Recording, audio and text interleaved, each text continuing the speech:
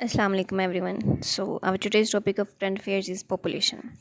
So as you know that what is population? So in our today's topic we will discuss the world population trends, that how population growth affect the different points like urbanization, its mitigation effect and the problems of growth. So let's start our today's topic. First one is population growth. The global population continues to grow allows that it's a slowing rate. As of 2023, the world population is estimated to be around 8 billion globally. It's a population of world, not just one country, so it's approximately 8 billion.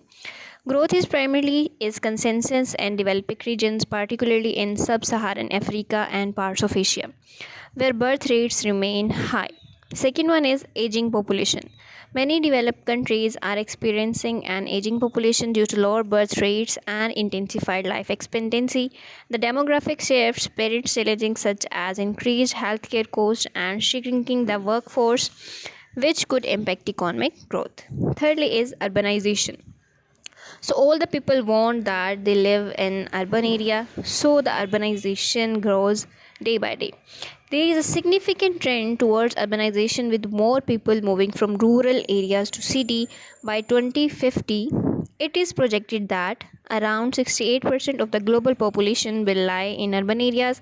This shift presents both the opportunities and challenges, including the need for sustainable urban planning and infrastructure development. Fourth one is migration. Global migration patterns are also influencing population dynamics. Factors such as economic opportunities, conflict, and climate change are driving people to make or move across borders, leading to diverse and multicultural societies. Fifthly is regional disparities. While some regions experiencing the rapid population growth, so factors such as economic opportunities, conflict, and climate change are driving people to move across borders, leading to diverse and multicultural societies. Then regional disparities come. While some regions experience the rapid population growth, others face population decline. For example, many Eastern European countries are seeing a dynamic area in population due to low birth rates and emigration. Second topic of today's lecture is terrorism and counter-terrorism. First of all, we have to know that what is terrorism. So terrorism is the use of violence and intimidation, especially against civilians, in the pursuit of political aims. It is a complex and controversial issue with no universally agreed upon definition. Use of violence. Why people agree on violence? It involves the use and threat of violence to achieve political and ideological goals. Second, there are some targets of violence, like they often target civilians, infrastructure, or symbolic targets to create fear and destabilize the societies.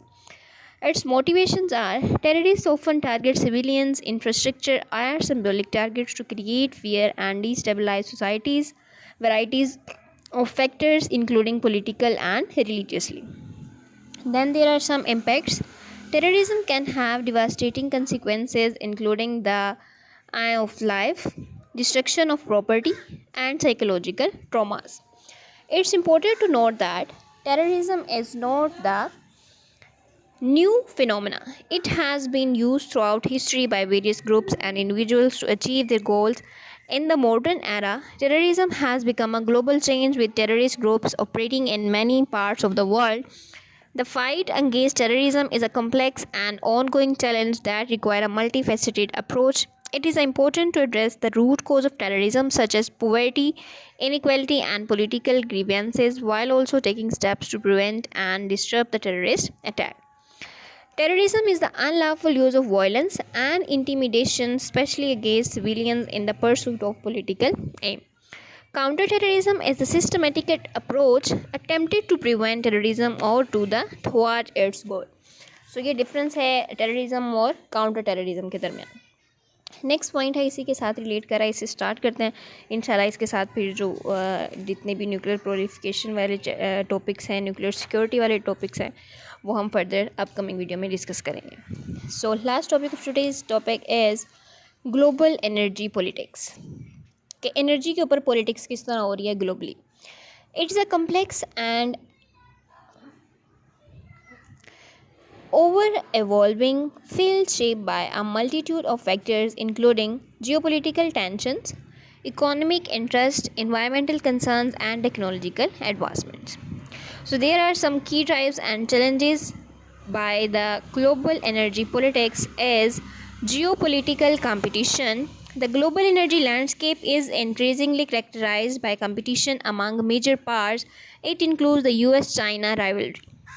Both countries are trying for influence in energy markets, inventing heavily in renewable energy technologies, and competing for access to critical resources. Secondly, is Russia's war in Ukraine. The conflict has disrupted global energy markets, particularly natural gas supplies, to Europe and has led to increased the geopolitical tensions. Thirdly, is Middle Eastern instability. Ongoing conflicts and political instability in the Middle East are a major oil producing region, continue to impact the global energy supplies and prices. Then, energy security. Ensuring a reliable and affordable supply of energy is a major concern for many countries heavily reliant on imports, such as those in Europe. Then, climate change, how affected the global energy politics. The need to transition the clear and energy sources is becoming increasingly urgent on the world grapples with the impact of climate change. The transition presents the both opportunities and challenges, including the need to invest in new technologies and infrastructure and the potential for social and economic disruptions. Then some technological innovations, advancement in renewable energy technologies such as solar and wind power are transforming the energy landscape. However, challenges remain in the term of storage, grid integration, and cost effectiveness. Major players and their interest is OPEC. This powerful oil cartel led by Saudi and Rus, which plays a significant role in shaping global oil prices and production. The United States, the US is the world's largest oil and gas producer and is also increasingly founded in energy independence and export. China, it is the world's largest energy consumer and is investing heavily in renewable energy and infrastructure projects around the world. Fourthly is European Union. The EU is seeking the diversity its energy sources and reduces its reliance on Russian gas. Then International Energy Agency IEA. The IEA provides analysis and policy recommendations on global energy issues. So there are some current trends and developed modes of the global energy politics. The rise of renewable energy such as solar energy and wind energy. These are becoming increasingly competitive with the fossil fuels diversifying the technological advancement of falling cost energy transition.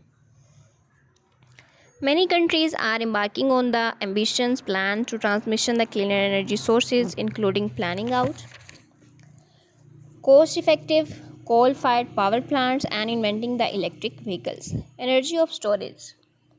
So the development of advanced energy and these have the strong technologies such as batteries, which is critical for the widespread adoption of renewable energy sources. As we producing the electricity from solar energy, so we can also store them by applying batteries with the solar system. Then we can also restore the energy. Energy efficiency. Improving energy efficiency in buildings, transportations, and industry is another key strategy for reducing energy consumption and emission. So there are some challenges and uncertainties regarding this topic, financing the energy transition. The transition to a low carbon energy system will require significant investments in new technologies and infrastructure. Secondly is geopolitical risk. These can disrupt energy supplies and exacerbate price volatility. Technological breakthroughs. The pace of technological innovation in the energy sector is uncertain and could significantly impact the future of the energy system. Then social and economic impacts. The transition to a low carbon economy could have significantly social and economic impacts, including job losses in the fossil fuel industry. So, its conclusion is global energy politics is a complex and multifaceted issue with significant implications for the global economy. So, till that, we have completed our today's topic, including three different subtopics. So if you have any question, you can ask in comment section. In our upcoming video, we will discuss the nuclear proliferation with detailed video. See you soon. Allah Hafiz.